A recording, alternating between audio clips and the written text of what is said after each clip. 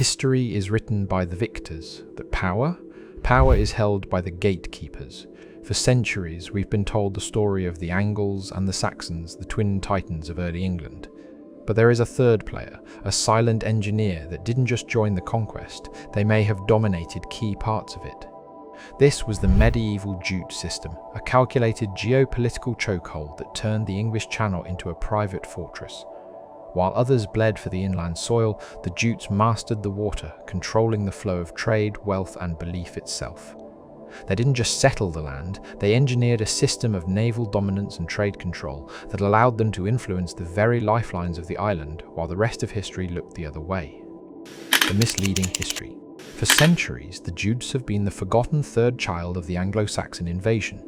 If you open a standard history textbook today, they are relegated to a footnote, a minor Germanic tribe that somehow managed to tag along with the much louder, much larger forces of the Angles and Saxons.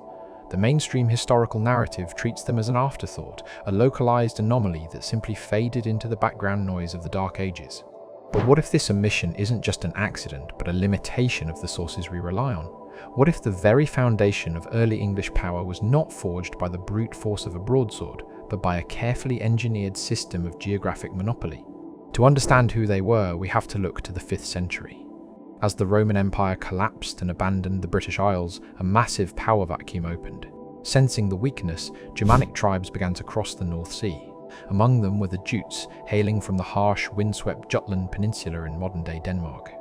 Unlike the sprawling, chaotic warbands of the Angles who pushed deep into the northern wilderness, or the Saxons who claimed vast, untamed territories in the west, the Jutes did something entirely different, something highly deliberate. They didn't march inland, they stopped at the shore. They claimed the Kingdom of Kent, the Isle of Wight, and the lands opposite it in Hampshire. To the untrained eye, it looked like they had simply taken what was closest to Europe. But when we look closer, a terrifyingly brilliant strategy reveals itself. The hidden system of control. The Jute settlement pattern wasn't an accident of geography, it was a masterclass in geopolitical leverage. The Jutes realized a fundamental truth of the medieval world: you don't need to control the mainland if you control the doors to it. They built a hidden system of control predicated on water. By establishing themselves in Kent and the Isle of Wight, the Jutes essentially placed a toll booth on the entire island of Britain. They controlled the River Stour, the primary artery slicing through the southeast. They dominated the coastal inlets, the hidden bays, and the deep water channels. If you were a Frankish merchant from Gaul trying to sell your goods to a Saxon lord in Wessex, you had to sail past the Jutes. If you were an Anglian king trying to export raw materials to the continent, you had to navigate Jutish waters. They positioned themselves as some of the most strategically positioned intermediaries of the Dark Ages. It was an invisible empire built not on sweeping land grabs, but on choke points, trade, movement, and military logistics. It crossed the English Channel. The Jutes were in position to influence it. Naval superiority. But holding a geographic choke point is useless if you don't have the technology to defend it, and this is where the Jutes executed their greatest technological leap. During the 5th and 6th centuries, many seafaring vessels were still being constructed using ancient, traditional methods. Planks of wood were literally sewn or lashed together with roots and leather. They were functional, but they were fragile. The Jutes, however, capitalized on a naval revolution, the clinker-built ship. Instead of sewing wood together, they overlapped massive planks of oak and fastened them with heavy iron rivets. This wasn't just an improvement, it was a fundamental leap in shipbuilding.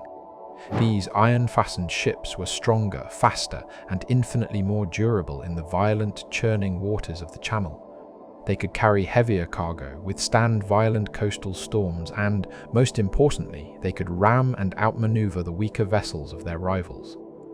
This naval superiority transformed the Jutes from mere coastal settlers into theanine of the most dominant maritime powers in the Channel. They didn't just participate in maritime trade, they helped shape it. They became one of the key gatekeepers of early England. The Jutes controlled the gateway to Britain, yet most people have never heard of them. Why do you think history favors the conquerors over the engineers? Let me know your theory in the comments below. I read all of them. Economic and agricultural control. This ironclad grip on the waters provided the shield. But what was happening behind that shield is even more fascinating. Because they had secured the Kingdom of Kent, the Jutes found themselves in possession of some of the most fertile, high-yield agricultural land in all of Britain. While the Saxons and Angles were busy warring over harsh rocky terrains and unforgiving northern moors, the Jutes were quietly harvesting massive surpluses of grain. They fused these two assets perfectly: boundless agricultural wealth at home and total maritime dominance abroad. It created an economic feedback loop that was generations ahead of its time.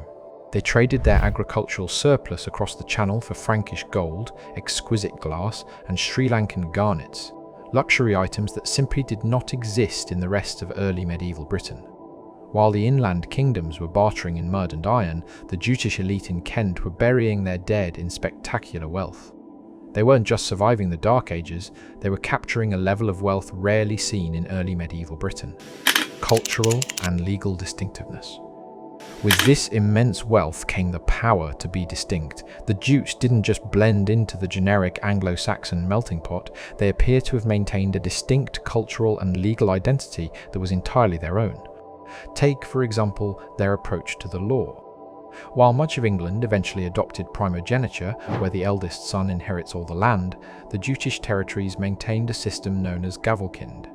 It was a system of partible inheritance where land was divided equally among all sons. It kept wealth distributed and ensured that their society remained deeply interconnected, resisting the rigid, top-heavy feudal structures developing elsewhere. They also developed highly specific variations of wergild, the price placed on a human life to settle blood feuds. The Jutish legal codes, eventually codified under King Ethelbert of Kent, represent the very first Germanic language law codes ever written down. They weren't merely adopting the culture of their neighbours, they were writing the rules of a new civilization. They blended seamlessly into the geopolitical fabric of England, yet they never truly surrendered their unique systemic advantages. The first power base. All of this, the naval dominance, the agricultural wealth, the strategic choke points, and the distinct laws, culminated in one undeniable fact: the Kingdom of Kent became the very first highly structured, immensely powerful Anglo-Saxon kingdom. It is no coincidence that when Pope Gregory the Great decided to send a decisive mission to convert the pagans of Britain to Christianity in the year 597, his missionaries didn't land in Northumbria, they didn't land in Mercia, they landed in Kent. Because if you wanted to change the fabric of England, you had to go through the Jutes. Why they were forgotten. So, if they were this powerful, this wealthy, and this influential, why would a civilization so deeply entrenched in the architecture of early England simply vanish from our textbooks?